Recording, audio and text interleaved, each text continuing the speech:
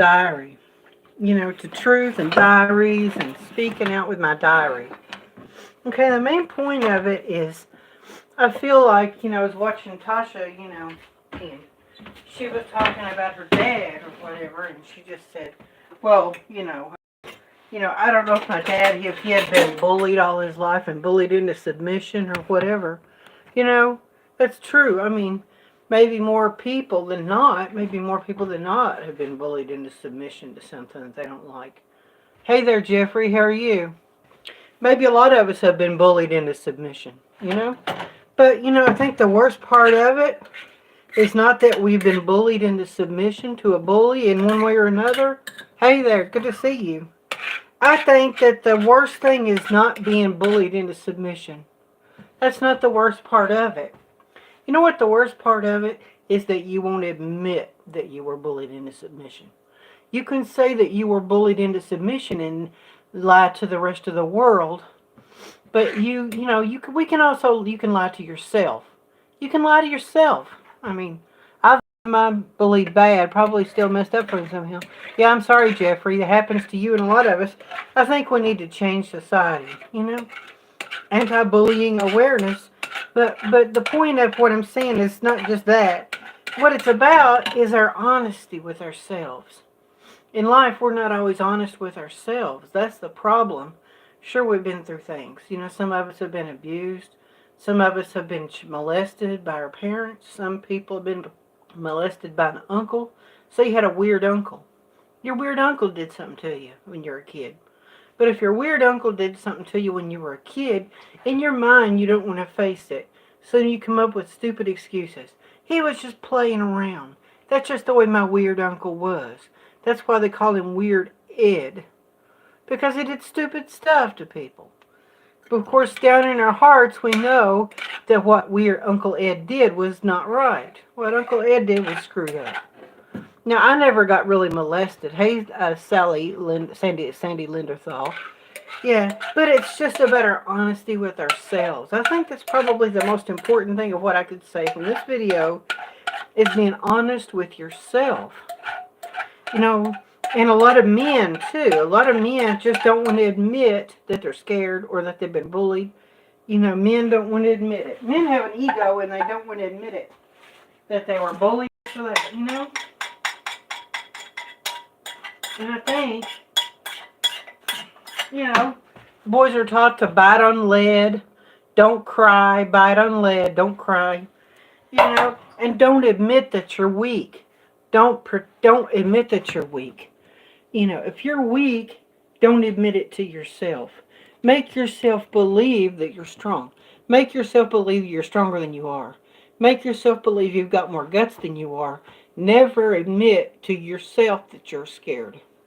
Never admit to yourself that you're scared. Never admit to yourself that you are ashamed. Never admit to yourself you feel this or that. What is most important is to admit it to yourself, the complete truth to yourself. And I would admonish everyone to get a diary, even just an old notebook, just like a ring note, just a spiral notebook, like for taking notes with notebook paper. Just a spiral notebook of notebook paper, Just a spiral notebook, the spiral notebook that you tear out the pages, with notebook paper in it. Just a pad of notebook paper. Spiral notebook. And get it and just write down your thoughts. But, journaling is not going to do any good to you if you're not going to admit the complete truth to yourself. Because the diary, dear diary, the diary is something you tell the diary your most darkest fear, your most inner fears, your most inner things you wish. I wish I would have stood up for someone in the 6th grade. Somebody stood up and picked on me in the 6th grade. I was scared to stand up for myself. Someone was making a friend. Okay, here's a situation. My mom has a friend. When I was growing up in school, my mom had a friend. Okay. Mom and this woman were best friends. She had a son.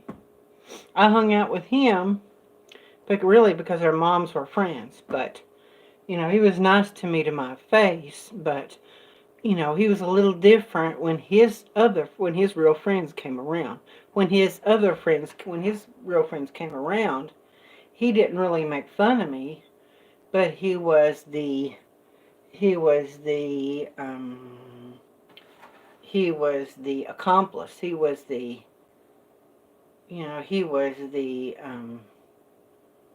harbor of his friends. Say his name is Joe, and Joe was always nice to me, to my face, because our moms are close friends. But just say Joe has a friend named Steve. Steve comes over, and then and they drink a lot, and Joe drinks with his friend Steve, and they come over to my house to see me. But Steve makes a few sarcastic comments to me. And Joe is the accomplice because he doesn't do anything about it. They make fun of people, they make jokes a lot, because that kind of comedy is what they do the most, even to, making fun of someone else to me. See, hey, Joni, look at this fool over here. That's what Joe says, let's laugh about this, but being two-faced and then pretending, being nice to me, but then when his other friends come around, he would be an accomplice to the people, so him and Steve can kind of snicker at me. You see what I'm saying? I mean, you can pretend that these people are laughing with you, but you don't have any friends. If you're in the 7th, 8th, 9th grade and you don't have any friends, if you're in the 8th grade and you don't have any friends, you want to believe that Joe is your friend. But in your mind, you tell yourself that, hey, Joe is my friend. He's just joking around, He's not laughing at you. He's joking around. And you tell yourself that the only people that you have in your life that are your friends are laughing with you, but down in your heart, they're laughing at you. And if you admit that they're laughing at you, you know that you won't have any friends. So, just what I'm saying, to be therapeutic is to admit the rock bottom bedrock truth. That's what you got to do. Admit the truth to yourself. I guess it doesn't matter, Jeffrey. I'm just trying to learn. I guess I'm just trying to learn from it. I don't need to remember those bad memories, but I just want to be able to be prepared for things in the future, I guess I just want to be prepared for the future is what I want to do. I want to be smarter than I was when I was younger. I want to be smarter than I was. I wasn't very smart when I was young. I was stupid when I was young. I was very naive, very compliant, and I would go along with what other people say, and I just couldn't say no to other people. I had the inability to say no. That was my problem. I just could not say no. No is something I could not do. I didn't have the ability to say no. But now I just want to learn to say no to people. That's all. I want to say no to people, and I don't want to be that same where they have a medical term with people, it's called overly agreeable. When someone's overly agreeable, psychologically in psychiatry, when someone's overly agreeable, it's not a good thing for someone's psychology to be overly agreeable. A person shouldn't be overly agreeable. You should have the ability to say no.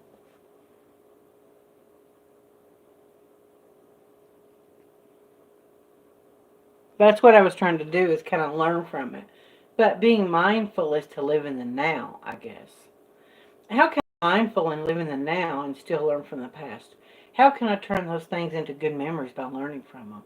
How can I do that, Jeffrey? How can I do that to learn from those things? Just to maybe not focus on them and live in the mindfulness of now. Live in the mindfulness, live in the now, mentally. Live in the now, but still have the ability to learn from those things. To not be the naive, overly person that I was back then. Sometimes you have to admit that people are going to stab you in the back, and admit that people are two-faced, It's important to admit that people are two-faced. It's important to admit it.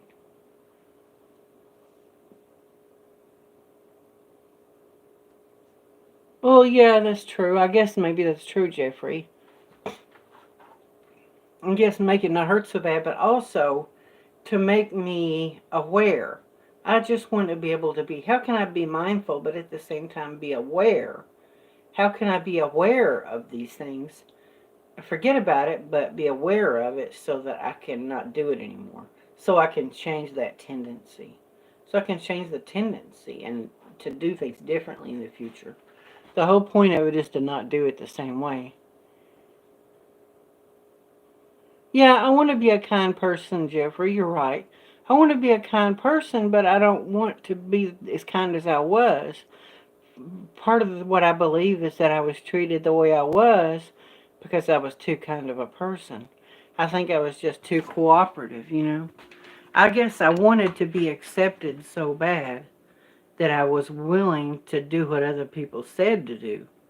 You know, just do what everybody else says to do. Just do what everybody else says. You know, so you can look like and seem normal to other people. If you do what everybody else says, maybe you'll seem normal to them. Maybe they'll accept you if you do what everybody else says. But I don't want to be that person that does what everybody else says. I just don't want to do. But I guess I just want to be mindful. I want to find a way to be able to learn from the bad experiences. Learn to do things different. Learn to do things different, but not focus on it. What's the difference between focusing on it and being aware of it so you cannot do it? You know, I guess it's like life lessons that you can learn from. And just realize that, you know, normal is boring. It's just like Elvis Travels. You know, I let that guy just do me however he wanted to. You know, he said things to me. I was too agreeable. I was so eager to have him to accept me. I was so eager to let Elvis Travels accept me. I was so eager. If I would have stood up to him and said no to him, you know, when he said something to me, wrong to me, or was, took over my live chat, when he was on my live chat and he would take over the chat. If I would do that, it just would have ended our friendship. Maybe that was what was inevitable, was that if I say no to Elvis Travels, then he's going to, and if I say no to Elvis Travels, he's just going to end our friendship, you know. Sometimes you have to accept the inevitable. I guess I was trying to take control of the situation and try to force him to like me by being nice to him and forcing him to accept me. I guess that's what my problem was.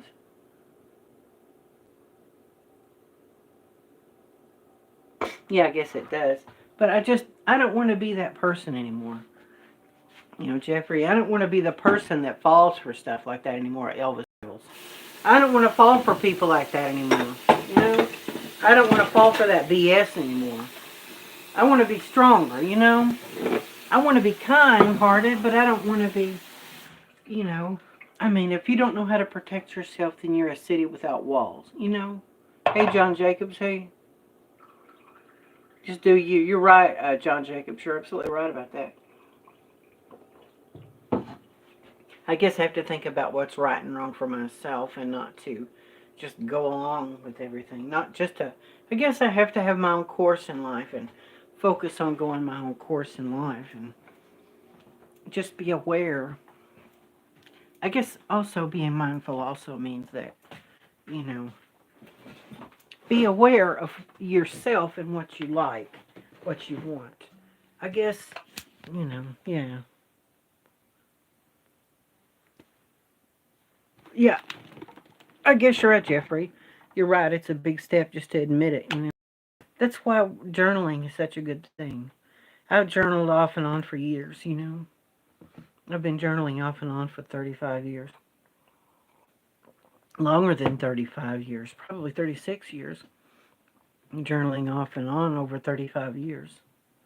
Not consistently for 35 years, but off and on for the past 35 years. We can never make everybody happy. That's true. I guess I just got to... Well, you know, also, Jeffrey, it's also, to me, being aware of my feelings at the moment.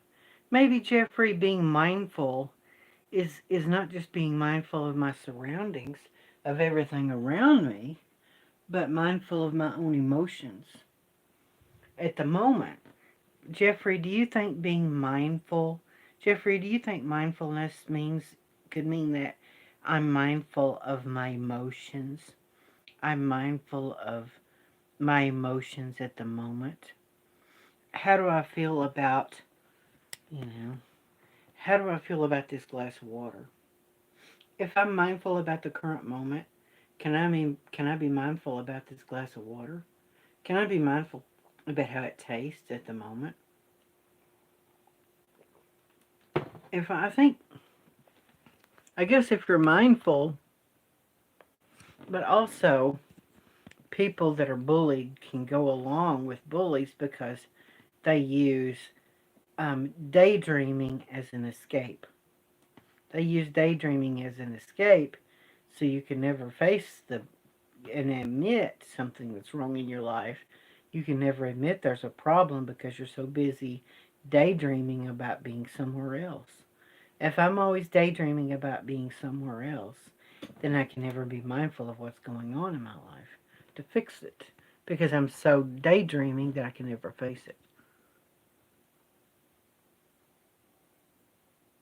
Oh, good, Jeffrey. Maybe that's what I need.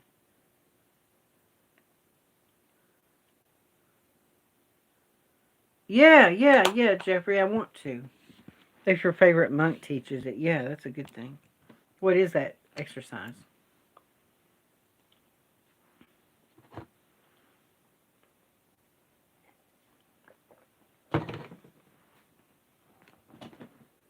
Yeah, I guess that has a lot to do with me. My feelings about something, my perceptions of the world around me at the moment.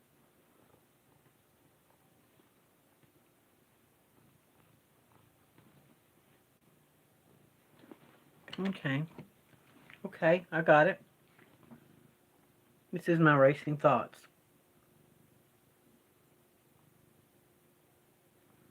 These are all my bad thoughts. This glass of water is all my bad thoughts I'm having. This glass of water is all my bad thoughts.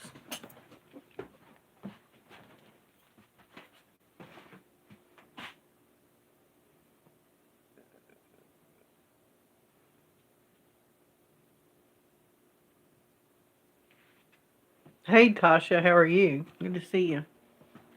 Yeah, throw the throw the water Elvis travels.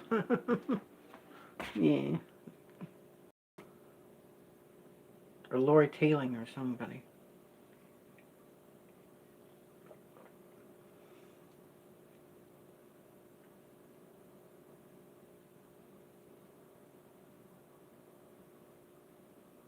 I got it. Just focus on the water being calm. Calm. Get the water. I've got the water now. Here it is. I've got the water. Okay, I've got the water.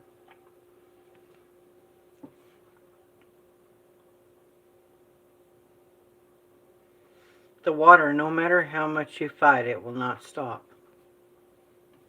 The water won't stop no matter how much you fight it. Okay. Realize that the water's not going to stop no matter how much you fight it. Water always wins.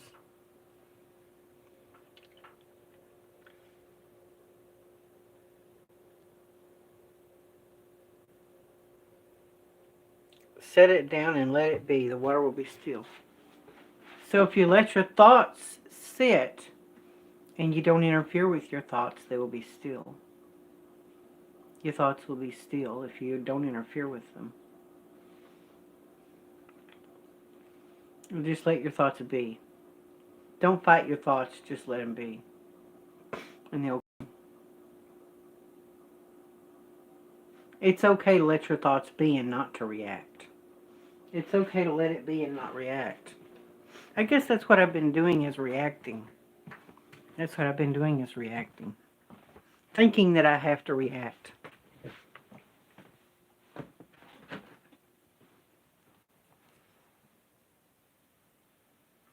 The water is only heavy if you hold it.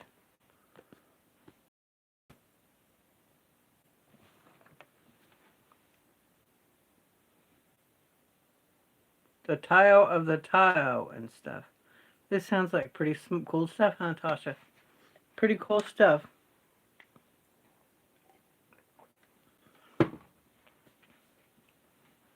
Yeah, I think some of those people are just so smart, you know. They know a lot of stuff, a lot of these monks and people did.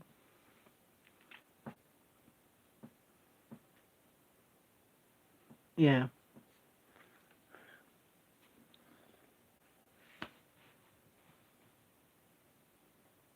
Oh, yeah. That's true, Jeffrey. Yeah.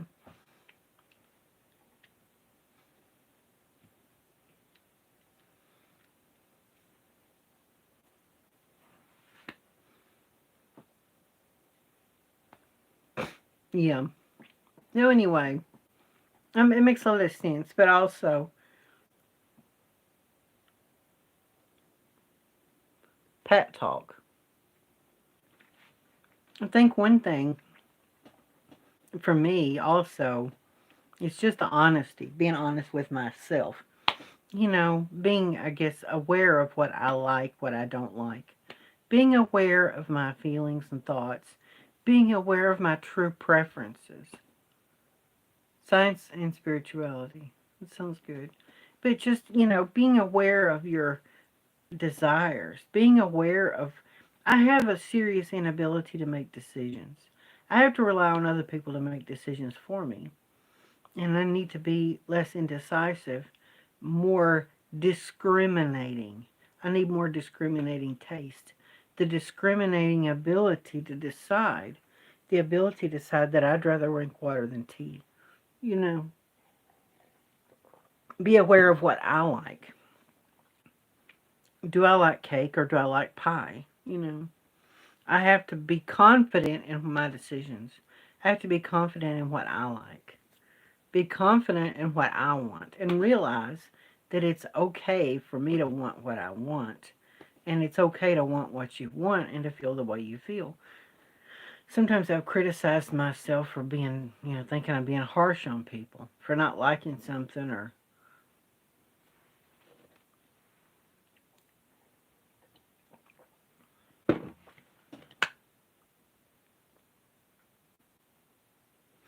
yeah, you know, I like to feel good about myself, but also I like to feel attractive. Hey, Hayner, how are you? You know, I like to be able to feel attractive. You know, I like to put outfits together and I like to look good in outfits.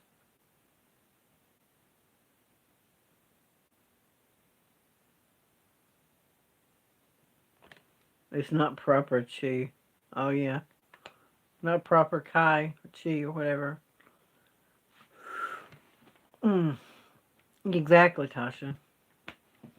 And so, I guess we have to decide what we want in life. And I appreciate your wisdom, Jeffrey.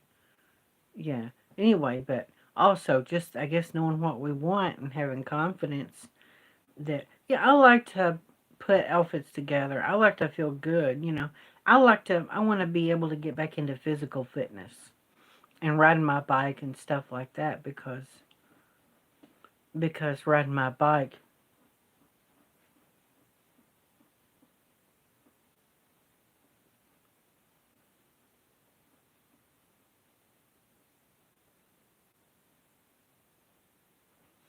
I like riding my bike and if I could lose weight and get into physical shape, you know. Yeah, exactly. Losing weight, get into physical fitness, you know. Better shape, better physical fitness. Yeah, exactly. I can do it. Just have, well, what? You know, what's always kind of hung me up too is how permissive should you be with other people? You know, this is one thing I've been hung up on for a long time. How permissive should you be of people doing something that you don't like? I'll do that. You know, one thing I'm thinking of is there's something that I want and there's something that I don't want. There's something that I like and something I don't like. Tasha, this is a question for you too. What would you do? I mean, I mean, what if people are doing something that you don't like? I mean, should you do the right thing and be polite to them and want to try to get along? Or should you just tell them I don't like what you're doing? Say you're living in your house, Tasha, back when you had your house, okay? You still lived in your house, Tasha. And just imagine your next door neighbors are playing football in the backyard. There's no privacy fence. Positive communication. They keep knocking the football in your yard and they keep coming over in your yard to get the football. Tell me, Tasha, few steps of developing a personality disorder, basically no grace for anyone. No grace for anyone. But tell me what you would do about this situation, Tasha and Jeffrey. Okay, you're in your yard, Tasha. You're working on your Volkswagen. You're doing your thing. The next door neighbors are having a get together. They got loud music playing. They're playing football. They're passing the football. They keep knocking the football over in your yard. They have to go over in your yard where you're at to get the football. You know, you don't really want them in your yard. You don't want them coming over. Do you tell them to stay out of your yard? Or do you just let them come over in your yard to get it and you don't want to make trouble with your neighbors? You just go along with them and let them do it that one day and get it and do it, you know, and listen to their loud music. What would you do?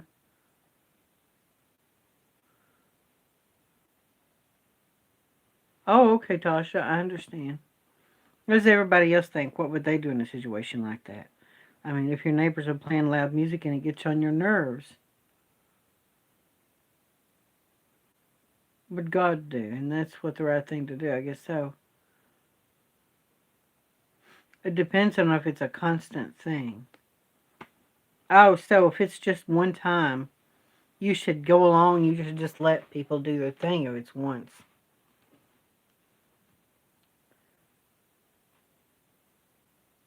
Unless it was rant, terrible music. Yeah. Yeah, I guess if it was terrible music, then you don't want to hear it, you know. That would be different. That's the main thing, you know.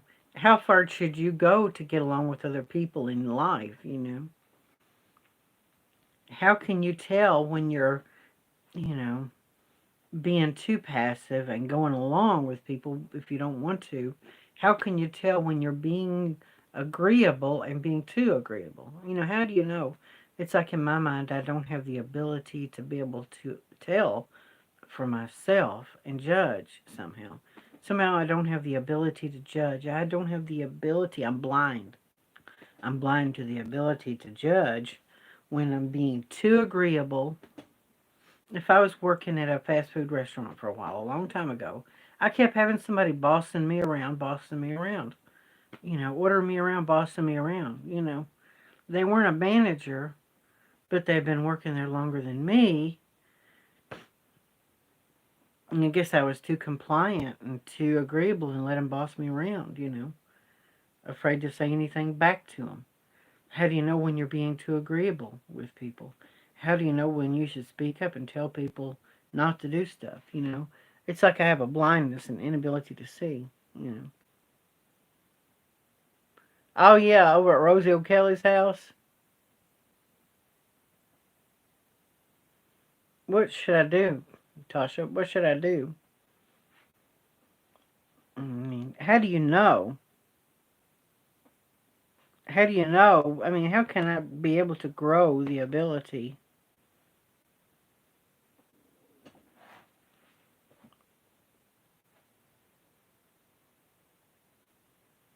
How can I grow the ability to know and understand?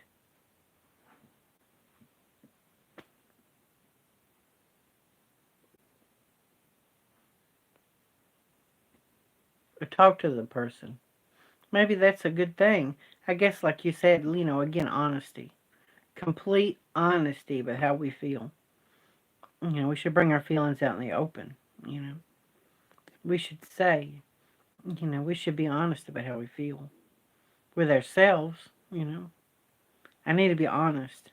I don't want to be a mean person, but I don't want people to look at me and think I'm too nice. I don't want people to look at me and think I'm too nice. That's what my problem is. I'm tired of being too nice. I'm just tired of being a nice person. I'm tired of being nice. I'm tired of being too nice. I'm tired of being too passive. I'm tired of being soft spoken. I'm tired of being mealy mouthed and soft spoken. I'm tired of being soft spoken. People look at me and think I'm soft spoken and I'm tired of it. I'm tired of being soft spoken. I'm tired of being that person. That's what I'm tired of. I'm tired of being soft spoken. I'm not a nice person. I have a lot of anger, you know. I have an anger. Yeah, I guess it will. That's just it. Be honest, communicate well, be respectful. And they're not always going to like what they say, but I think because I seem like a quiet, you know, go along with the flow person, I'm just tired of being that person. I'm tired of being quiet and nice, go along with the flow, just a nice little polite person.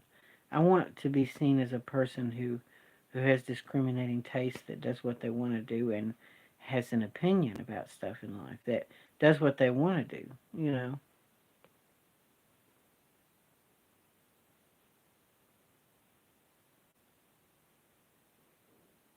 Well, that's good. That's good, Jeffrey. I'm glad you admire her and support her.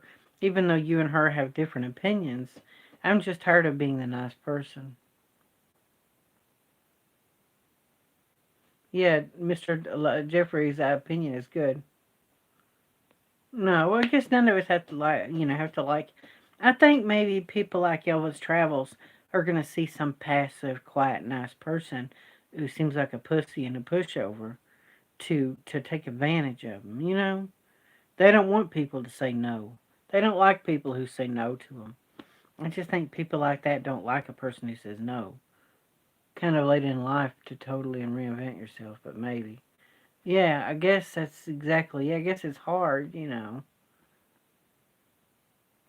that's true, Jeffrey. I don't think she'd really disrespect you. Kind of late in life to totally reinvent yourself.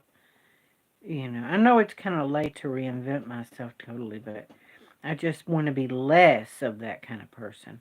I know I can't change my personality completely. I'm just tired of being quiet and nice, inoffensive. Go along with other people. Do what other people say. Go along. Get along. Make sure everybody gets along. I'm tired of being that person. I want people to know that I have discriminating taste and things I like and don't like. I just don't want to totally change.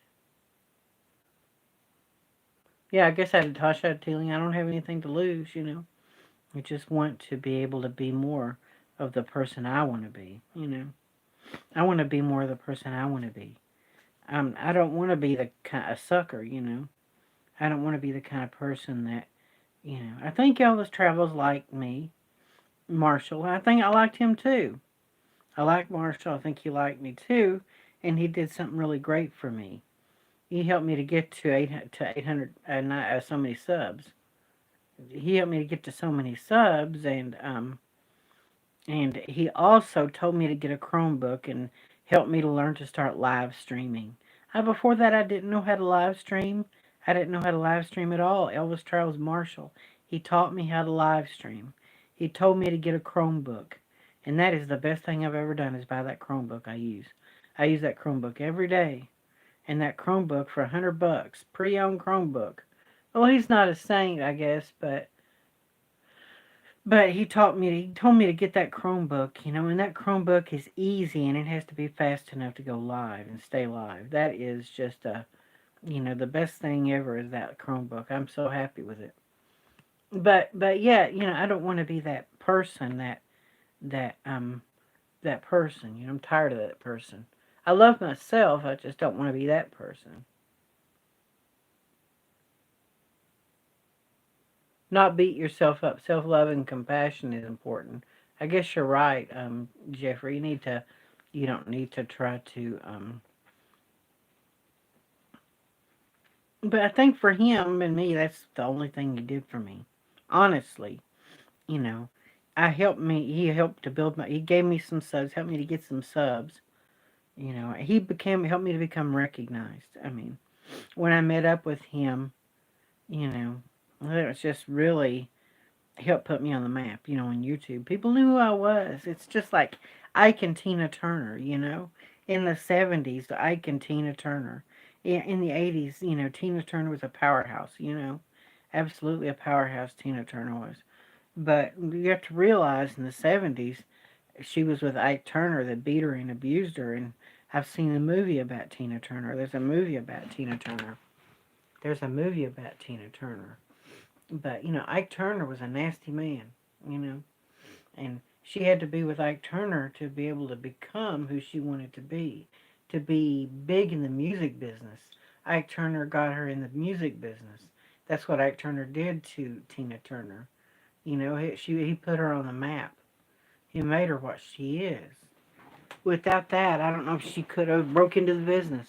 It wasn't for him and be with him. She kind of had to suffer in the 70s, being Ike and Tina Turner and living the way she lived and being married to him. She had to suffer and go through that to become big in the business, to become well known in the business, to get well known in the business, to be known.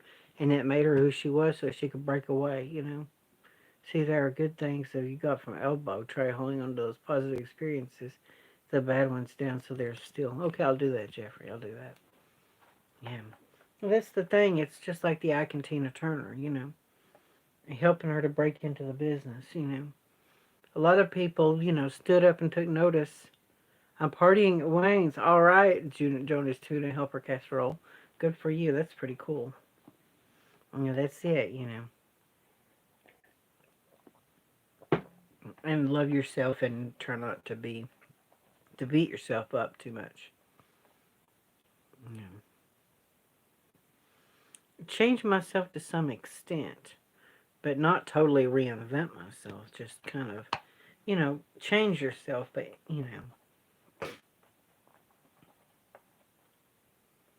just decide to do what I want to do and be happy. It's just to be able to. I guess that's a big problem with me. Sometimes it's a big problem with people is that people don't see you the way you see yourself. That's the big problem sometimes. You see yourself one way. You see yourself one way and other people see you differently. People just don't see you the way you see yourself. You see yourself as being one kind of person. Other people seeing you as someone totally different. People just see you as a totally different kind of person than the way you see yourself. That's the problem. People see you differently than the way you see yourself. So, okay. I just wanted to show you all one more thing. I got something through the mail. Now, back to what I was talking about last night about the campers. What I was talking about last night about the campers. Um,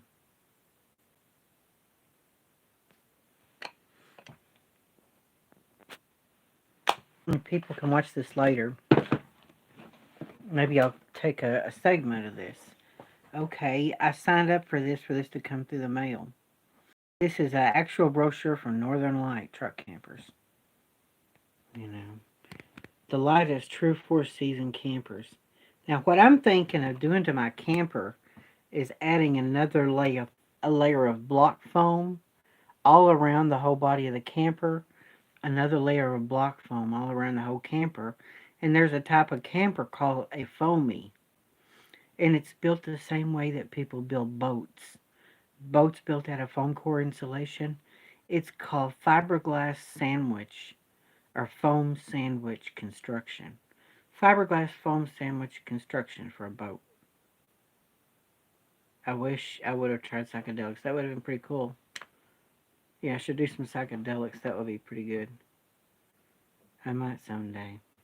I've tried pot, that's about it. Pot. I took speed one time.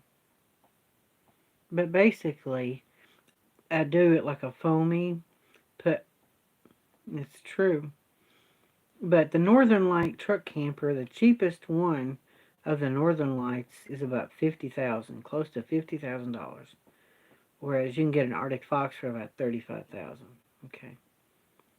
But taking the siding off my camper, adding another layer of foam board on the outside of the camper, covering the yeah, pot sucks. You know. Oh, I have to get off my antidepressant. Okay, I take a I take an anxiety medicine. It's called Paxil is what I take. It's pretty much stops my anxiety attacks, panic attacks. What I'm thinking, what do you think about the idea of covering the camper in foam, and then I would use something to like a Sureform, thing to round off the corners of my camper, maybe. It won't have any seams on it. I would make it like the Northern Light. I would cover the camper in foam board, rigid foam core, block foam, sheets of 4x8 sheets of foam. Cover the camper with it. Round off.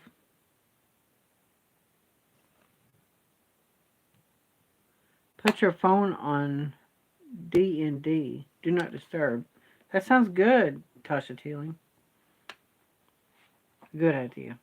But after I get back from a trip, then I was thinking when I get, maybe if I got some money, I could do it up in foam and fiberglass it. Take the foam board and fiberglass over the foam board. I guess that may just ruin the looks of my camper if I didn't do a good job. But I want to show you guys. If you have any air gaps. Now,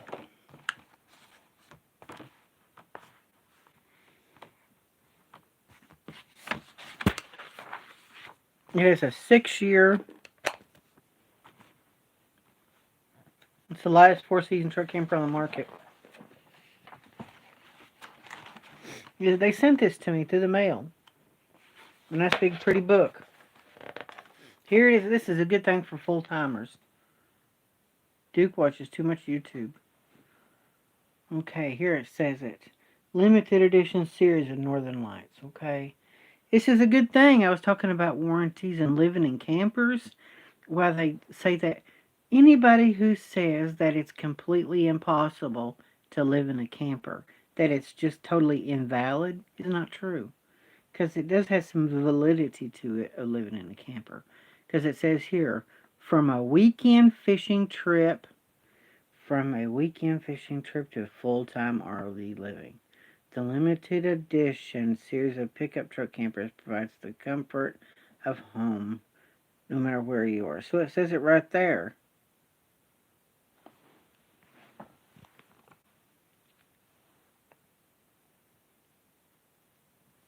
I could do that, but I really don't want to work in a restaurant because there was just, every restaurant I worked in, I didn't get along with people in the restaurants.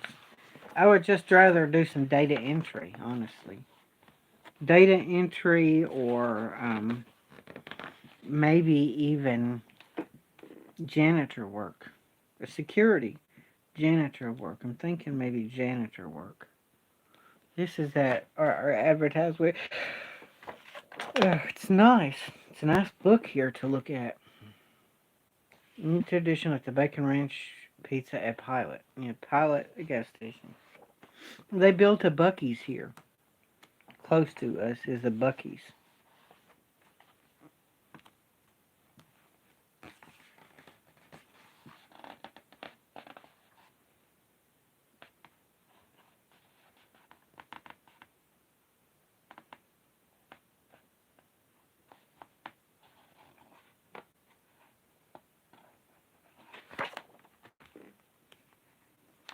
Really nice, honestly.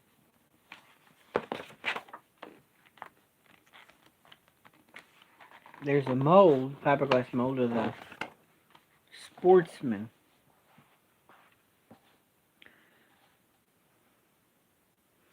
It's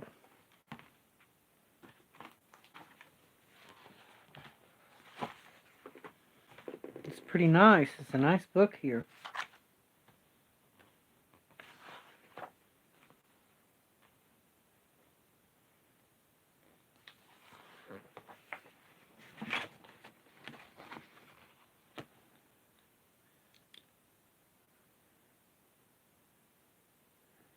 $10,000 BTU. 19,000 BTU.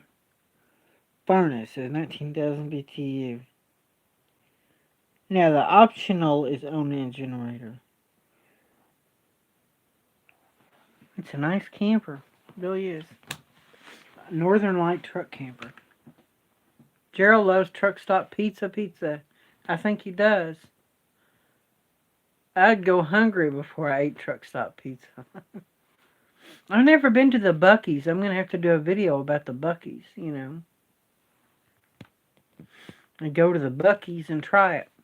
There's a woman at the local at this Buc-ee's that used to work. I used to work for this woman. This woman was my boss. Hey there, Seal Hater. Good to see you. I'm glad you're in here. Glad you stopped in to say hello.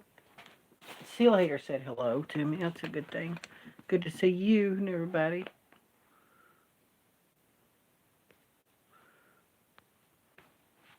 Yeah, Alexa was found at a truck stop. But anyway, I've been on here 45 minutes, guys. I think I'm going to get off of here, and I'm going to try to see if I can fix myself up some ramen noodle soup. Hey there. Yeah, okay, guys. Yeah, anyway, guys. So I'm going to let you guys go. I'll catch you on the flip side. Like, share, subscribe, join the revolution, and I will catch you guys where the sun don't shine.